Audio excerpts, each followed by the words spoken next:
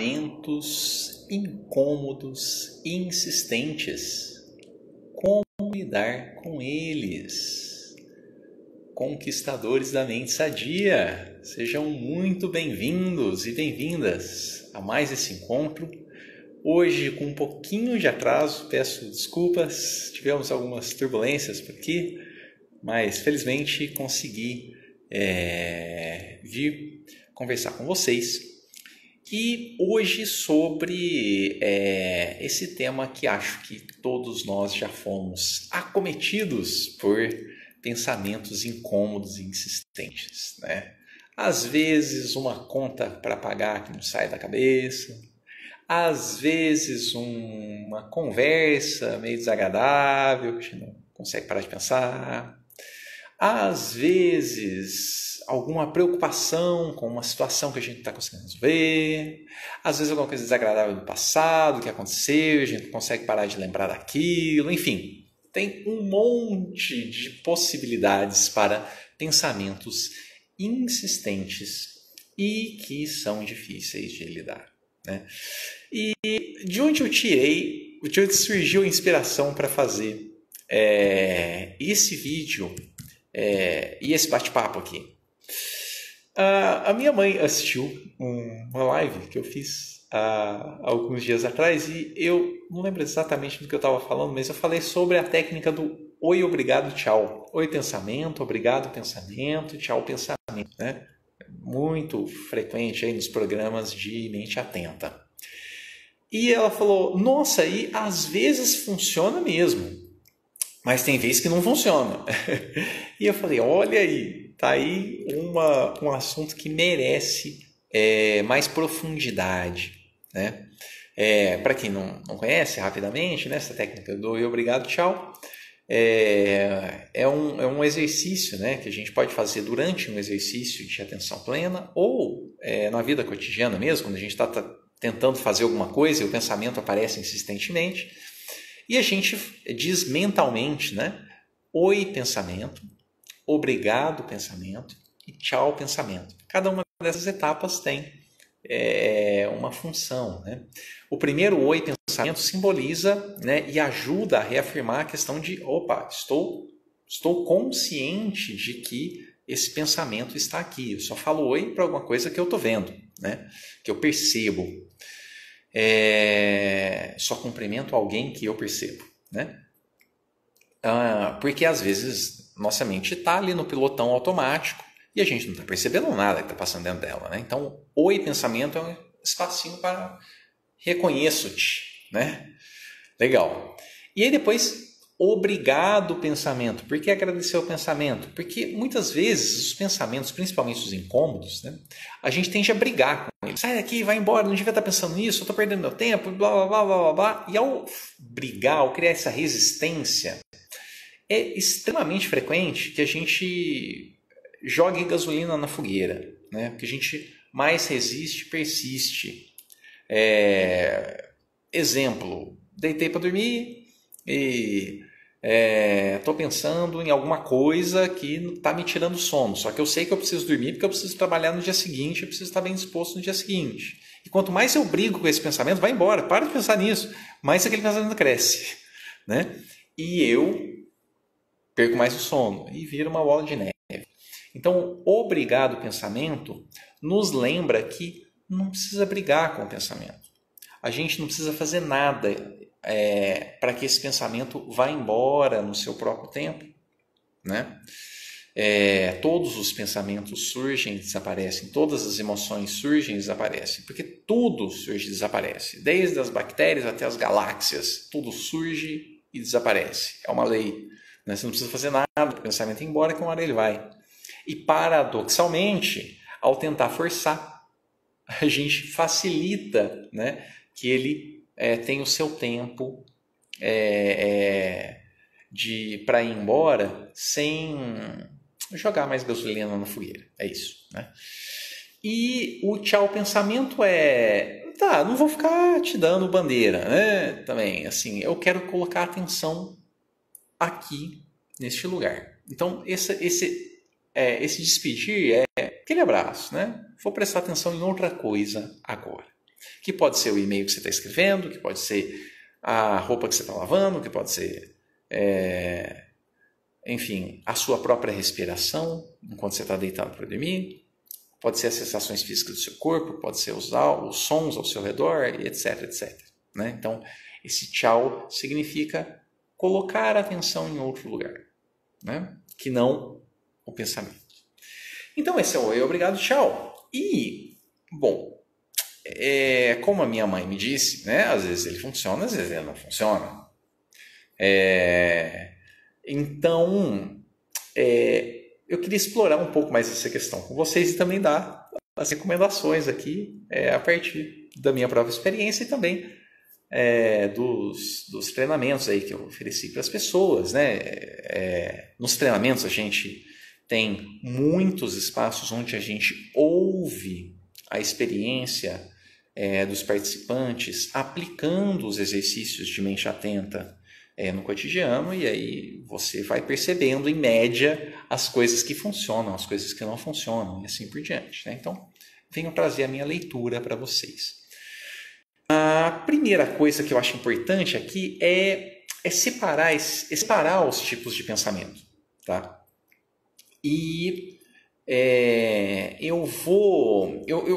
eu separei aqui em dois tipos. O primeiro tipo de pensamentos incômodos e insistentes, eu decidi chamar de tipo fruta madura, tá? Por que fruta madura? Porque cai fácil, né? E também porque é nutritivo. Veja, então vamos por partes, né? Fruta madura cai fácil. Às vezes dá um ventinho quando a fruta está madura, ela cai do pé, né? Às vezes quando você vai apanhar a fruta que está madura, só de você encostar o bambu ali na fruta, ela cai, né? E segundo, que não é só que ela cai fácil, é que ela é nutritiva, que ela nos ajuda a ter vitalidade, a ter sabedoria. Então, por que eu estou fazendo essa alegoria em relação a pensamentos incômodos, mas que são mais fáceis de a gente se desvincular deles, né? Normalmente, aqueles que não são tão emocionalmente carregados, né? Quando os pensamentos são muito emocionalmente carregados, sejam de emoções agradáveis ou desagradáveis, né? Eles são mais difíceis. Eu estou muito feliz porque eu, não sei, recebi uma promoção, né? Eu fico pensando naquela promoção, estou muito feliz, mas não fico pensando em outra coisa. Fico contando para as pessoas, etc. Né? Em relação aos pensamentos ligados a emoções desagradáveis, a mesma coisa. Né? Quando a emoção é muito intensa, é mais difícil de desvencilhar deles. Então, não são esses mais intensos que eu estou falando aqui do fruta madura, tá? São os mais tranquilinhos, que vão embora fácil, né? Eles são insistentes, mas diante de qualquer técnica, assim, eles são mais superficiais, né? Então, você liga uma música legal ali e é fácil se distrair do pensamento, alguma coisa nesse sentido, tá? Bom, por que eles são didáticos? Porque ao perceber essa classe de pensamentos, os pensamentos incômodos, que são os fruta madura, eles têm a mesma natureza dos pensamentos incômodos, mais insistentes, mais difíceis de lidar, que a gente vai chegar neles daqui a pouco, né? Mas eles têm a mesma natureza, o mesmo comportamento. E como eles são facinhos de lidar, eles trazem uma série de informações que são mais fáceis de extrair deles do que dos pensamentos muito emocionalmente carregados, né? Então, por exemplo, eu tive uma conversa com a minha esposa, tá? E achei que ela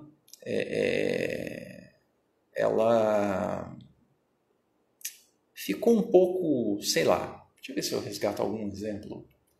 Não consigo pensar nada agora, mas vou montar um exemplo hipotético. Que eu pensei que a minha esposa ficou chateada com alguma coisa que eu falei, mas não é uma coisa muito importante, assim, é um negócio meio, né? E aí eu tô longe dela, não tem jeito de perguntar para ela e tal, eu começo a fazer outra coisa, começo a prestar atenção no que eu estou fazendo, né? E esqueço daquilo ali. Depois eu vou lá para casa e falo, nossa, meu bem, você ficou chateada com aquilo que eu falei? E aí ela fala, não, eu na verdade, quando você falou, eu comecei a pensar como é que a gente ia resolver esse problema, né? E aí eu percebo que um pensamento incômodo e relativamente insistente, né, apareceu, mas que depois eu investiguei mais a fundo e aquele pensamento incômodo não tinha correspondência com a realidade. Eu pensei que a minha esposa ficou chateada comigo, e na verdade ela não ficou chateada comigo, né?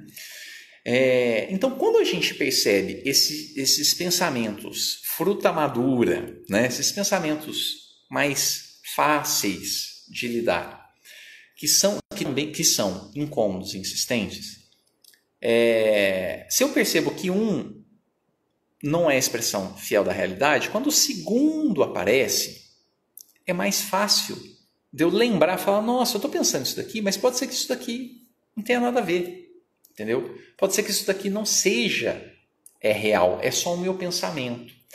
Diferenciar pensamentos da realidade é um ato de extrema sabedoria, muitas vezes, tá? Não vou dizer 100% das vezes, não sei, talvez tenha alguma exceção que escape aí.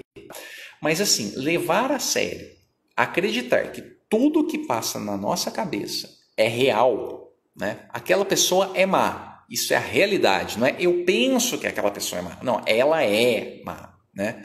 Isso daqui não vai dar certo, não é eu penso que isso daqui não vai dar certo, pode ser que dê, pode ser que não dê, é um pensamento, né? Não, isso daqui não vai dar certo porque isso não funciona e nem adianta tentar. Então, esse tipo de flexibilidade, confundir o pensamento com a realidade é muito, muito perigoso, né? Porque a nossa mente, às vezes ela acerta, mas às vezes ela erra, tá? E ter essa sabedoria interna facilita muito a vida e reduz muito o sofrimento, né?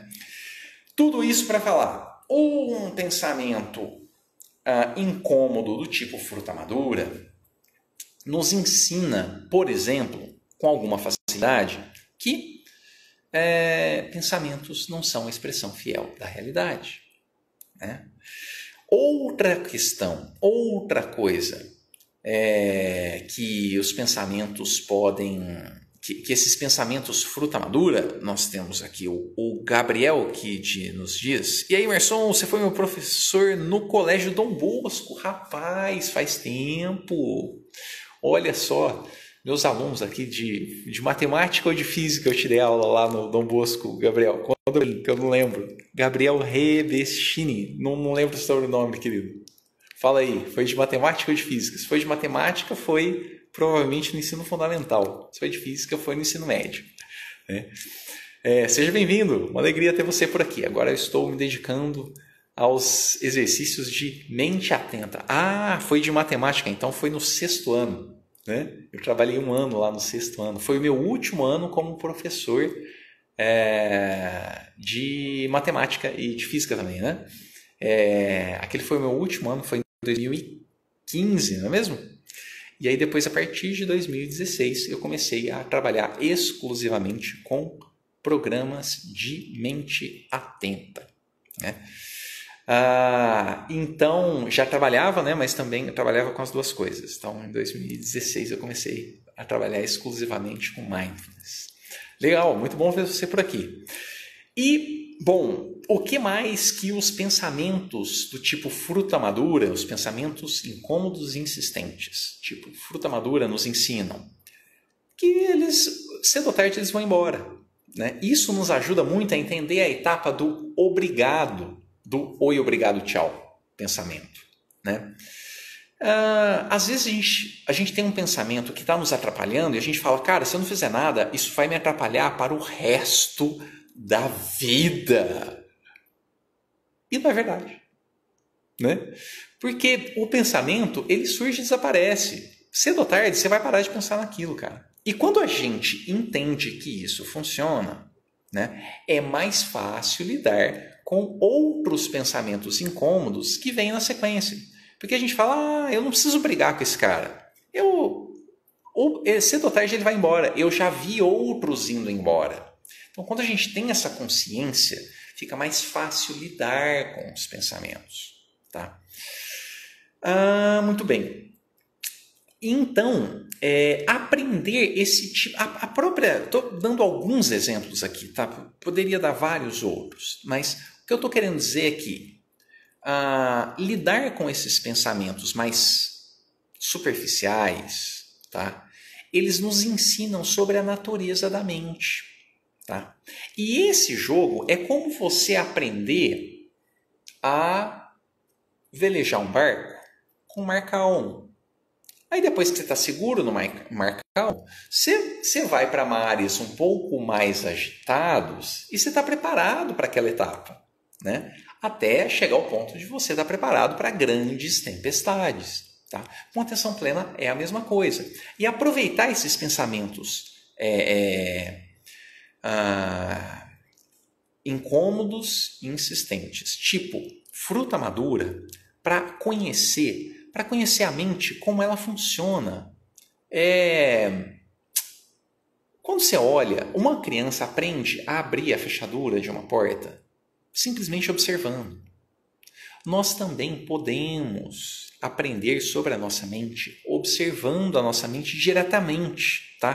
Quando você descobre uma artimanha da mente, observando a mente, cara, você descobriu um joguinho dela, você não cai mais naquele jogo, você não cai mais naquela mentinha. Tá? Ela está falando que uma coisa vai acontecer. E você lembra que outras vezes ela achou que ia acontecer e não aconteceu. Né? Então, isso vai dando maturidade. Né? E, óbvio, que todos os exercícios de atenção plena valem aqui. Né? Mas, de maneira geral, quando esses pensamentos incômodos aparecerem, uma primeira recomendação geral que eu daria, primeiro, dá uma observada no pensamento. Né? Por quê? Porque esse observar nos ensina sobre a natureza da mente. E saber sobre a natureza da mente, quando a mente funciona bem, quando a mente ajuda a resolver problemas, quando a mente é útil, quando a mente é benéfica e quando a mente atrapalha, quando a mente não está ajudando em nada, quando a mente só está criando confusão e incômodo, né? Só está ferindo as pessoas e a gente mesmo. Né? Então, a gente aprende a diferenciar essas coisas. Né? Então, está com um pensamento incômodo e insistente? Primeiro, observa um pouco. Né? O que está passando na sua mente? Quais são as emoções presentes? O que aquilo está fazendo no seu corpo? Dá uma exploradinha. Num segundo momento, cara, direciona a atenção para onde você quer. Né? Os tipo fruta madura caem fácil. Né? Então, o que é o cair fácil aqui? Ele ir embora. Então, às vezes você liga uma música legal no rádio e daqui a pouco você esqueceu daquilo. Às vezes você começa a prestar mais atenção no que você está fazendo, com um pouquinho mais de dedicação, com um pouquinho mais de vontade, né? Seja lá o que for, se você estiver escrevendo, se você estiver trabalhando, se você estiver limpando a casa, qualquer coisa. E aquele pensamento simplesmente vai embora. Né? Aqui você fortaleceu um pouquinho duas coisas. Primeiro, descobrir um pouquinho mais sobre a natureza da mente. Segundo, fortaleceu um pouquinho mais a sua capacidade de direcionar a sua atenção. Tá? Então, vem uma distração e eu falo, não, eu quero colocar a minha atenção aqui. Lembra, né? Eu já falei isso em vários vídeos. A atenção é um músculo. As nossas áreas cerebrais funcionam como músculos. Né? Quando eu estou desatento, eu estou ativando certas regiões. Quando eu estou atento, eu estou ativando outras regiões do cérebro. E quanto mais eu exercito a atenção, mais aquelas regiões vão ficando literalmente fortinhas. Tá? Cria mais conexão entre os neurônios ali. Vai mais matéria cinzenta para lá. Tá? Os neurocientistas conseguem medir isso, etc. Né? Então, utilizar de maneira didaticamente organizada esses pensamentos insistentes e incômodos, tipo fruta madura, nos fortalece. É de grão em grão que a galinha enche o papo, tá? Não é do dia para a noite que a coisa acontece. Só que quando a gente tem esse bom hábito, né, esse bom hábito permite que a gente fortaleça tanto a nossa sabedoria em entender como a mente funciona, quanto a nossa capacidade de colocar a nossa atenção onde a gente quer e continuar com a atenção lá, tá? Esses são os tipos fruta madura. E aí, aqui está na classe dos que a minha mãe falou lá na técnica do eu, obrigado, tchau, que eu falei no começo, né? Alguns funcionam, outros não funcionam. E aí eu quero falar também para vocês aqui desse segundo tipo de pensamentos insistentes, incômodos, que eu decidi chamar de tipo raiz. Por que de tipo raiz? Porque a raiz ela é um pouco mais difícil de digerir, né? A fruta eu como, a digestão é rápida, em geral. A raiz não, a raiz se eu pego a raiz tem uma digestão mais complicada, né? Precisa cozinhar, não dá para comer cru, é diferente o negócio, tá? Mas, por outro lado, raízes tendem a ser muito nutritivas, tá? Então, contar uma história, né, em relação a isso para vocês. Então, antes da história, né? O Rumi, ele tem uma frase muito interessante, eu não lembro exatamente a frase, mas é mais ou menos assim: preste atenção na sua ferida, é por lá onde lhe entra a luz. Olha que interessante, preste atenção na sua ferida, preste atenção onde dói, né? É por lá onde lhe entra a luz. Nesses pensamentos incômodos e insistentes, né? Esses mais fortes, esses mais complicados de lidar, esses tipo raiz, eles têm um grau de desconforto elevado.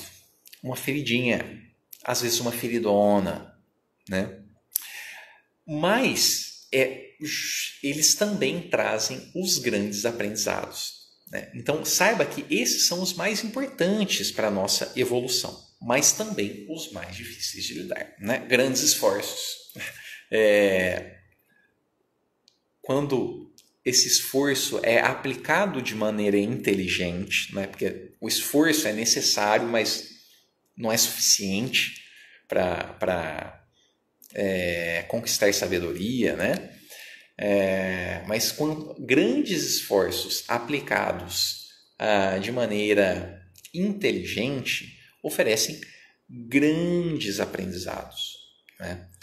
Então, por exemplo, eu tive um grande incômodo, aproveitando aqui o exemplo do Gabriel, né? Meu ex-aluno de matemática. Eu tive um grande incômodo dentro da sala de aula, que foi a questão de perceber a fragilidade que os meus alunos saíam do ensino médio, iam para a faculdade e estavam vulneráveis, né, a uma série de questões de saúde mental. Muitos dos meus alunos com menos de 1 ano de graduação já estavam alcoólatras, né?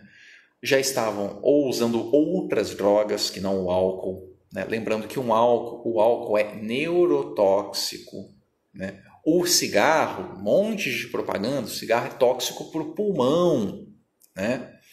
O álcool é tóxico para quem? Para o cérebro, cara, né? Eu não sei por que as propagandas do álcool, da indústria do álcool, não tem a mesma regulamentação ou uma regulamentação ainda mais pesada, né? Já estou entrando no assunto que não tem nada a ver com o vídeo, mas eu vou continuar. Ainda mais pesado que o cigarro, porque, cara, é neurotóxico e, além de ser neurotóxico, altera o estado de consciência. Então, além o cigarro dá doença, ok. O álcool, além de dar uma lista enorme de doença, que vai de câncer a degeneração cerebral, porque ele é neurotóxico, né? O álcool altera o estado de consciência. Então, ele está embutido nos acidentes com arma de fogo, ele está embutido nos acidentes de carro, ele está embutido na violência doméstica. Então, eu não entendo por que a propaganda do álcool não é tão regulada quanto a propaganda do cigarro. Isso me causa um inconformismo. Mas tudo bem. Onde eu estava nos meus alunos, no meu grande incômodo, você percebe que é meio visceral, né? Eu entro num piloto automático às vezes nesses assuntos. Mas, voltando para a mente presente e para o assunto da live de hoje, eu percebi que a estrutura didática que eu participava como professor de matemática e física não dava amparo para os meus alunos, alguns anos depois, né, enfrentar os problemas da vida. Muitos estavam usando álcool, muitos estavam usando outras drogas que não álcool, muitos estavam usando remédio para dormir, muitos estavam com crise de ansiedade, com síndrome do pânico, na faculdade, enfim. Como é que é isso, né? E desse grande conflito, né, de como é que a sala de aula pode contribuir diretamente para esses problemas tão previsíveis, né, que os meus alunos vão ter quando sair do ensino básico e que eles não estão tendo estrutura para isso. Eu encontrei o Mindfulness, né? Só que esse foi um pensamento insistente, tipo raiz na minha mente, né?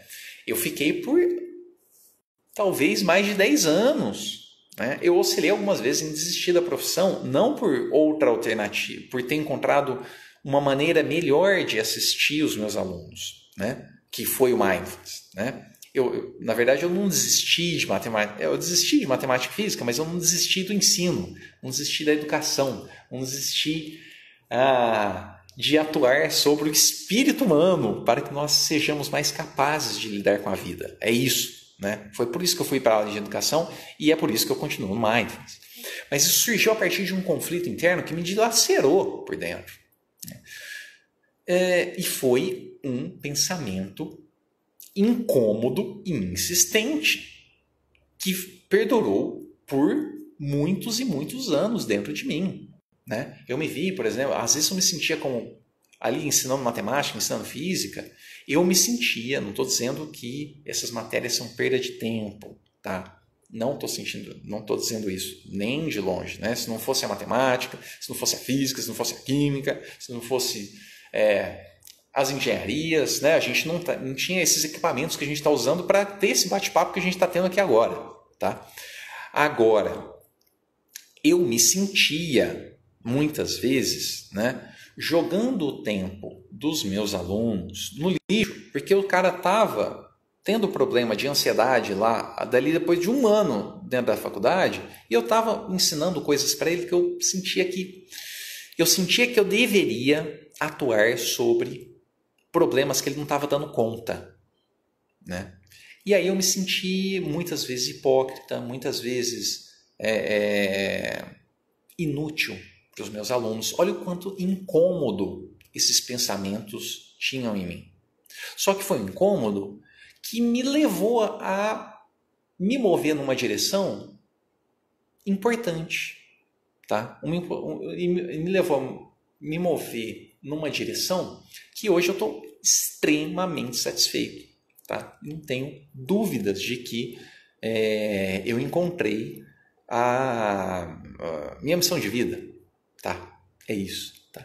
E não estou dizendo que eu estava errado e depois encontrei a minha missão de vida. Não, eu fui professor de matemática e física por vários anos, né, por mais de uma década, e aquilo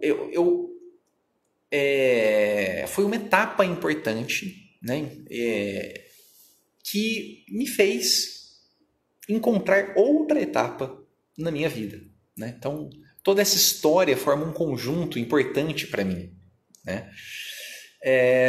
Agora, perceba, foi um pensamento insistente e que me deu também a solução desse pensamento incômodo e insistente, né? Ter encarado isso de frente, né? Ter pensado, ter digerido, ter aceitado esse desafio, né? Me trouxe a minha missão de vida com uma clareza profunda, né? E só quem tem clareza da sua missão de vida, clareza da sua ação no mundo, sabe o quão é importante, o quão é precioso, né?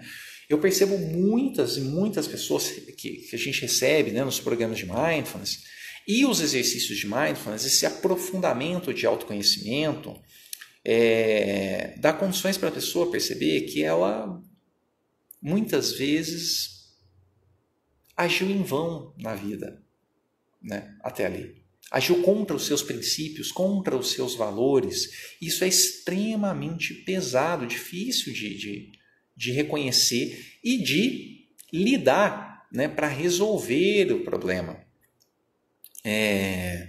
Quando você encontra a sua missão de vida e tem atitudes compatíveis com a sua missão de vida, isso te dá um entusiasmo, isso te dá uma energia para agir no mundo que só quem tem sabe.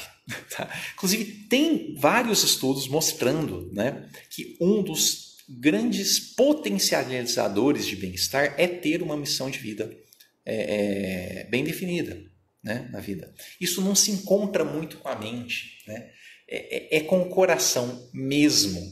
Tá? Eu estou dizendo, inclusive, do ponto de vista físico. É aqui onde se encontra. Né? Quando você encontra a sua missão de vida, a sensação que isso te dá nessa região do corpo é uma sensação particular. Tá? Que só quem tem a missão de vida, claro. E quem tem consciência das sensações do corpo, conhecem essa sensação no peito, né? Que eu recomendo. E quero trazer aqui para vocês, vou trazer certamente, tá? Cedo ou tarde, informações sobre essas pesquisas, tá? de bem-estar associado às pessoas que têm clareza da sua missão de vida. Então, até, inclusive do ponto de vista científico, né? Isso é muito interessante. Agora, então aqui, veja, pensamentos raiz. Um exemplo, né, de pensamento difícil de digerir, mas que quando você cozinha, quando você encara o pensamento, o desafio da digestão, né, ele te traz grandes aprendizados. Tá? Agora, esses é onde o oi, obrigado, tchau às vezes não funciona. Né? Às vezes não. O oi, obrigado, tchau aqui fica mais difícil. Ele é muito insistente, né? Ele é muito robusto. E dependendo da insistência, dependendo do grau de peso, do grau de dificuldade desses pensamentos incômodos e insistentes, tipo raiz, né? Às vezes a gente precisa de ajuda. Tá? Não hesite em procurar ajuda se você assim precisar. Tá? Eu já procurei várias vezes, né? Agora a gente acabou de sair do Setembro Amarelo, né? Um mês de valorização da vida, com as campanhas de combate ao suicídio. Eu gravei 2 vídeos no canal sobre suicídio, né? Contando histórias pessoais que eu passei, né, em relação a pensamentos suicidas. Podem procurar aí nos canais Marção Ferreira, né? Você digita aí em qualquer canal Marção Ferreira suicídio, você vai encontrar. São 2 vídeos. E eu contei para vocês ali sobre os pensamentos suicidas que eu tive durante o ensino superior, durante a faculdade, uma faculdade muito exigente, né? Fiz física na Unicamp e foi uma faculdade que me esfolou demais, né? Ali no meio do 2º ano, alguma coisa assim, né? Onde eu me vi não dando conta da pressão que existia ali, né? Para tirar nota, para ir bem nas disciplinas. Eu tive algumas reprovações, aquilo foi muito difícil de lidar para mim, né? Porque até então eu era um dos melhores alunos da sala, eu tinha certa facilidade, cheguei lá e a vida não era tão simples na faculdade de física. E eu me percebi com pensamentos suicidas e me percebi não conseguindo lidar com a situação. Fui e pedi ajuda. Para quem? Para minha mãe. E ela falou uma das frases mais acolhedoras que eu escutei na minha vida, né? Eu falando para ela, estava chorando e tal, e falei, mãe, eu não estou dando conta da faculdade, não sei o que fazer. E ela falou, Marçom, eu queria que você fizesse faculdade para você ser feliz, cara. Se você não está sendo feliz, tranca essa faculdade e volta para casa. Quando ela me falou isso, eu percebi, né, que a minha vida não dependia da faculdade. Né, que a faculdade, que eu estava extrapolando o valor que eu estava dando para aquilo. Né, e fiz muito bem em procurar ajuda. Né, e essa ajuda da minha mãe naquele momento me ajudou demais. Né, e eu consegui lidar melhor com a situação e, né, consegui transpor, né, aquele desafio que eu tinha naquele momento. Né? Às vezes, não é a primeira pessoa que a gente pede ajuda que consegue nos ajudar. Né? Eu devo ter pedido ajuda para algum professor, para algum amigo, né? Não lembro exatamente o que aconteceu, mas devo ter pedido ajuda para as pessoas antes ao meu redor. Né? Não ajudou. Procura outra pessoa. Né? Essa outra pessoa pode ser uma pessoa mais velha, pode ser um amigo, pode ser um especialista em saúde, pode ser uma pessoa religiosa, né? Não só em relação a pensamentos suicidas, imagina, foi só um exemplo, né? Mas qualquer pensamento insistente, difícil de lidar, né? Às vezes são pensamentos mais associados à nossa história de vida, às vezes são pensamentos ligados a alguma questão particular, financeira, enfim, tem uma natureza, tem uma floresta de possibilidades aí, né? Pedir ajuda quando a gente não está dando conta é muito sábio, né? E aí, tá bom, e foi conversar com o padre, com o pastor, com quem quer que seja, e não deu certo, converse com outro, tá? Foi num psicólogo e não deu certo, vai em outro. Foi num psiquiatra e não deu certo, vai em outro. Tá? Pede ajuda. E você aumenta as chances, né, ao agir dessa maneira, de encontrar alguém que vai te ajudar de maneira efetiva. Tá? Então, enfim, não hesite em procurar ajuda quando esses pensamentos incômodos e insistentes, tipo raiz, né, aparecerem para você. Esses geralmente trazem grandes aprendizados, às vezes nós temos ferramentas para lidar com eles sozinho, às vezes nós não temos. Né?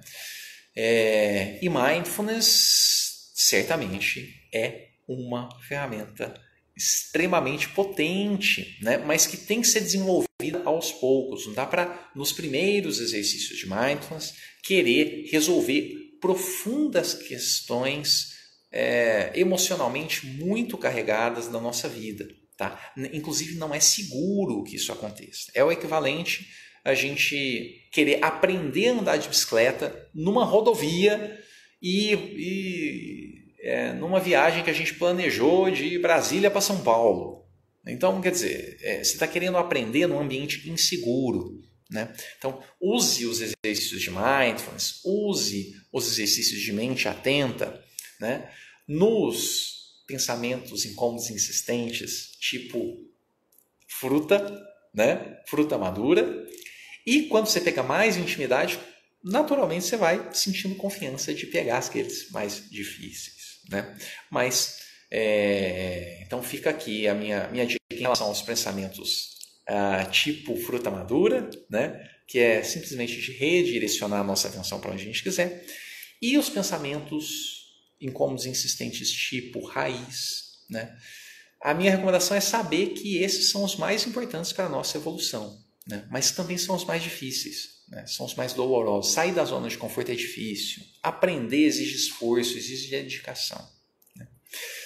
E se você tiver interesse nos exercícios de mente atenta, tem na descrição desse vídeo no Facebook e na descrição desse vídeo no YouTube, né, materiais gratuitos aí para vocês. Nessas descrições eu coloquei 2 materiais, um material com 3 semanas de práticas de mindfulness, tem ali o passo a passo, tem vídeos explicativos, né? Tem a apostilinha, tem os diários, para você experimentar os exercícios de mindfulness por 3 semanas, né? com 15 minutos de dedicação diária para esse treinamento. Está tudo explicadinho lá na apostila em PDF para vocês, tá? E se você não tiver esse tempo, também não tem problema. Tem outro programa chamado Poder da Pausa, desenvolvido especialmente para pessoas que não têm tempo, que estão com a agenda barrotada de coisa para fazer, mas estão precisando de exercícios aí para trazer um pouquinho de alívio, um pouquinho de clareza mental, tá? Ou para você que quer experimentar um treinamento mais objetivo, um treinamento mais direto ao ponto, digamos assim, né, com videoaulas bem curtinhas, todas têm menos de 7 minutos, e também áudios bem curtinhos, né? Tem áudios ali de 4 minutos, 3 minutos, 5 minutos e assim por diante, tá? Áudios guia, né, dos exercícios. Todos esses materiais gratuitos, é só clicar, ir lá e pegar o seu. Tá? Não paga nada.